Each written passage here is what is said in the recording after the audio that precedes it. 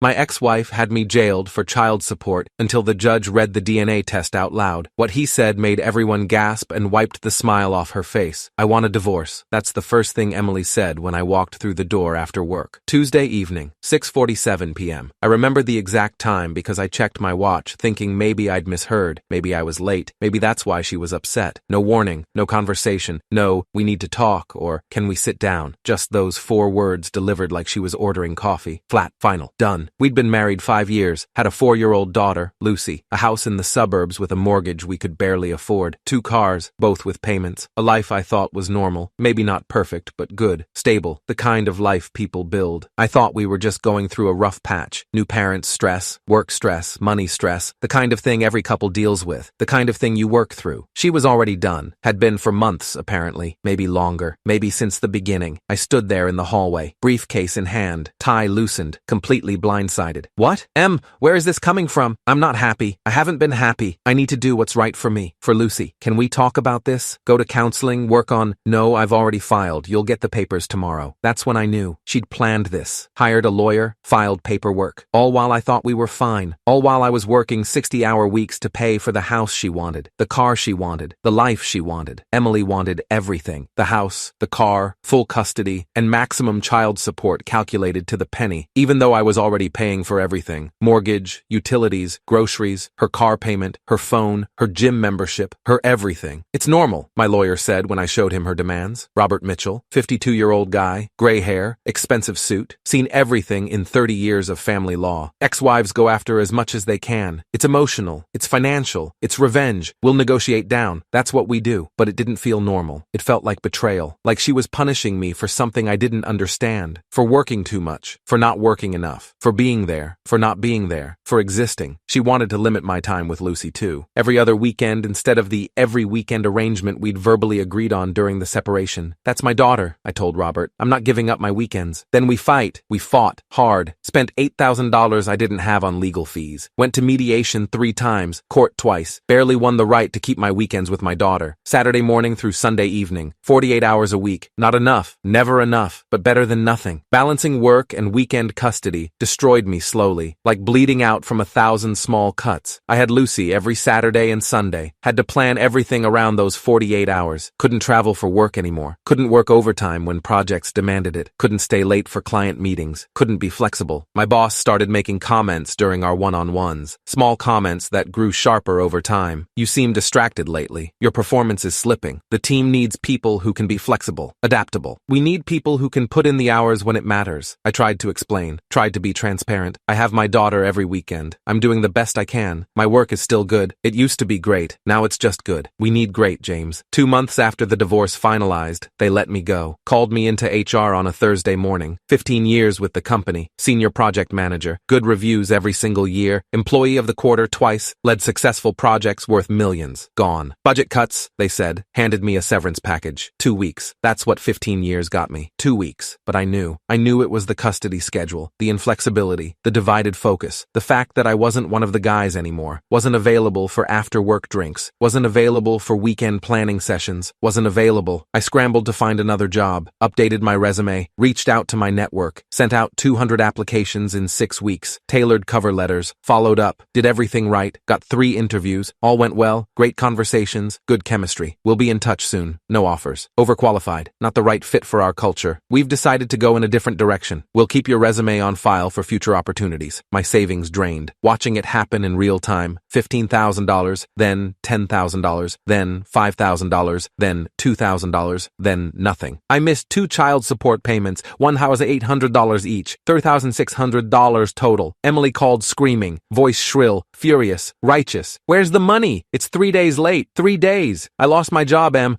I'm looking for work. I'm trying. I'll pay as soon as I can. I don't care about your situation. I don't care about your excuses. I don't care about your problems. I care that the money's not in my account. Lucy needs things. She needs food. She needs clothes. She needs... I'll pay as soon as I get... You'll pay now. This is unacceptable. You're a deadbeat. You don't care about your daughter. She hung up. I tried calling back. Straight to voicemail. Texted her. Please, I'm not trying to avoid this. I just need time. No response. 3 days later, Friday morning, police knocked on my apartment door at 6 a.m. Loud pounding. Official. Aggressive. I was still asleep. Still in my boxers and a t-shirt. Stumbled to the door. Confused. Disoriented. James Thompson? Yes? You're under arrest for unpaid child support. What? I just need... Turn around. Hands behind your back. Handcuffs. Cold metal biting into my wrists. Reading of rights. Words I'd heard on TV but never thought would apply to me. Orange jumpsuit. County jail. Holding cell with 12 other men. Concrete bench. Fluorescent lights buzzing. The smell of sweat and desperation and industrial cleaner. Because it was Friday morning, because the system moves slowly, I wouldn't see a judge until Monday. 3 full days in county jail for being $3,600 behind. 3 days of sleeping on concrete. Eating food from metal trays. Using toilets with no doors. Being treated like a criminal. Like trash. Like nothing. Monday came. I stood before Judge Martinez. Gray hair. Hard eyes. Weathered face. Seen 1,000 men like me. Probably sent most of them away. Emily was there. Sitting in the front row of the gallery. Arms crossed. Satisfied smile on her face. Designer purse. Perfect hair. Perfect makeup. She'd gotten what she wanted. Me suffering. Me paying. Me punished. Mr. Thompson, the judge said, reading from a file. Not even looking at me. You failed to pay court-ordered child support for 2 consecutive months. That's $3,600 in arrears. Do you have anything to say in your defense? Your Honor, I lost my job 8 weeks ago. I've been actively searching for employment. Sent out over 200 applications. I've been trying. Employment status doesn't suspend your legal obligations to your child. I understand that, but I physically don't have 5 months in county detention. Maybe that will teach you to prioritize your daughter's needs over your excuses. 5 months, 150 days, for being broke, for losing my job, for falling behind through circumstances beyond my control. The bailiff took me back. Same orange jumpsuit, same cell block, same fluorescent lights, same desperation. My parents visited every week. Sunday afternoons, 1 hour, sitting across from me at a metal table with a guard watching. Brought money for commissary so I could buy soap and toothpaste and snacks. Brought news about the outside world. Brought photos of Lucy that Emily had posted on Facebook. My daughter was growing up without me. 4 years old. Wouldn't even remember me when I got out. Then one visit, 28 days down.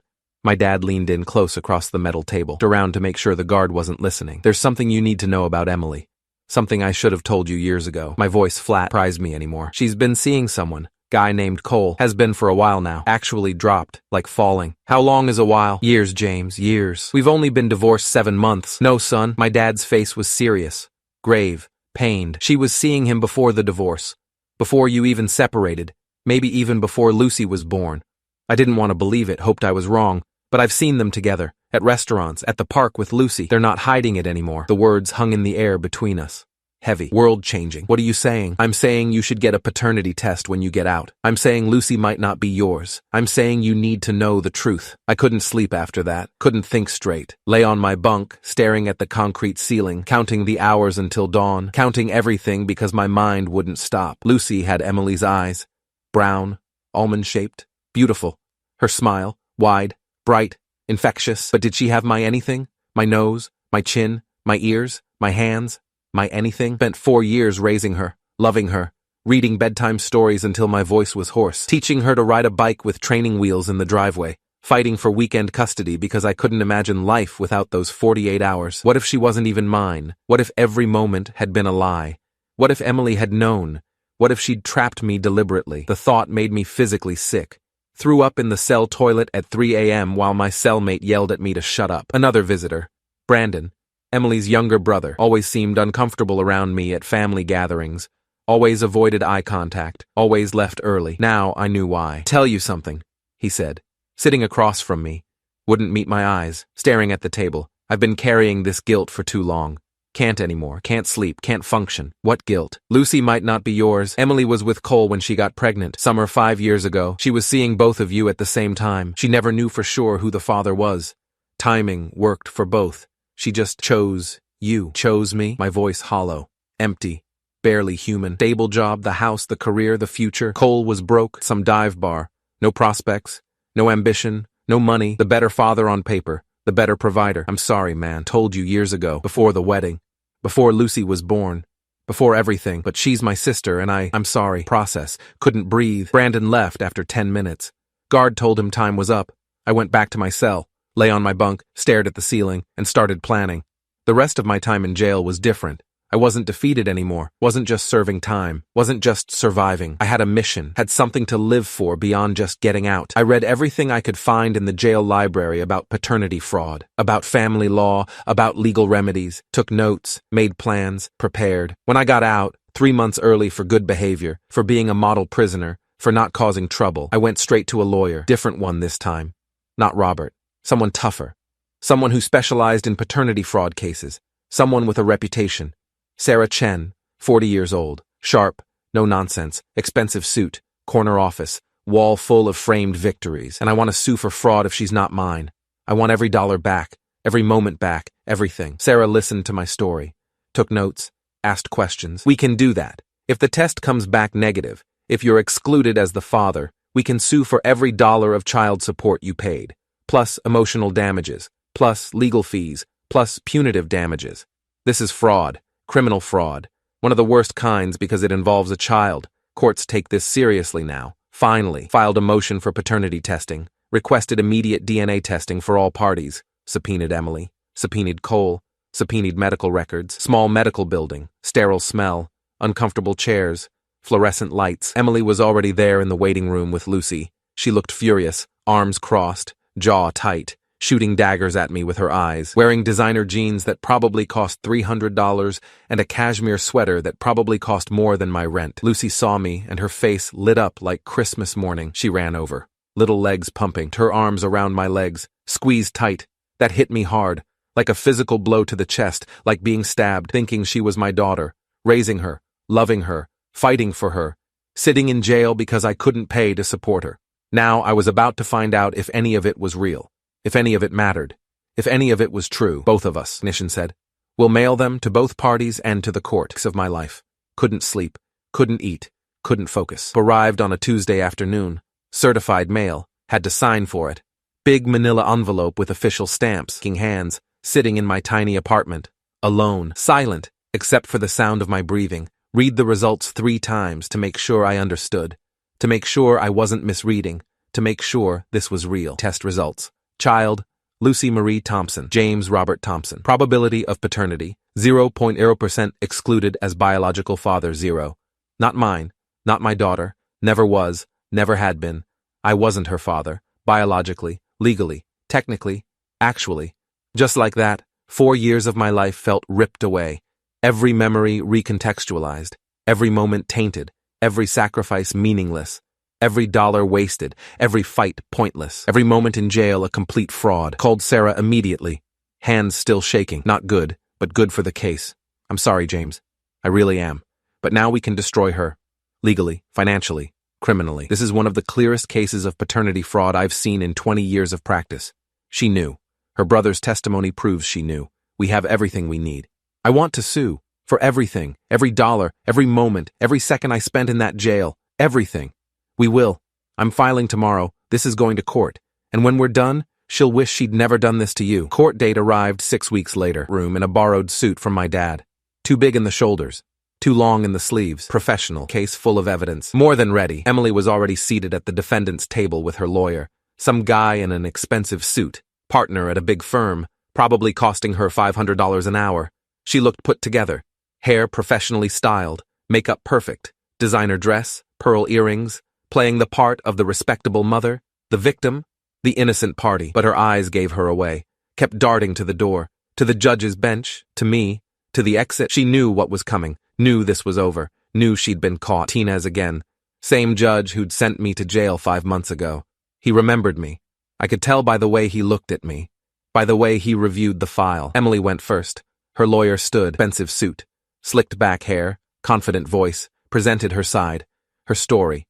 Her lies, claimed she hadn't known who Lucy's father was, that she'd been confused about the timeline, that she'd honestly believed it was me, that the timing had made it impossible to know for certain, did in good faith, that she'd done her best, that she was just trying to provide for her daughter, tried to play the victim, the confused mother, the woman who'd made an honest mistake, the woman who deserved sympathy. Then Sarah stood up, precisely, with evidence, with facts, with witnesses, the written testimony from Brandon confirming Emily had known about Cole, that she'd deliberately chosen me as the father because I was more financially stable, that she'd admitted this to him before Lucy was even born. The paternity test results. Submitted as Exhibit A, 0.0% probability, absolute exclusion, irrefutable science.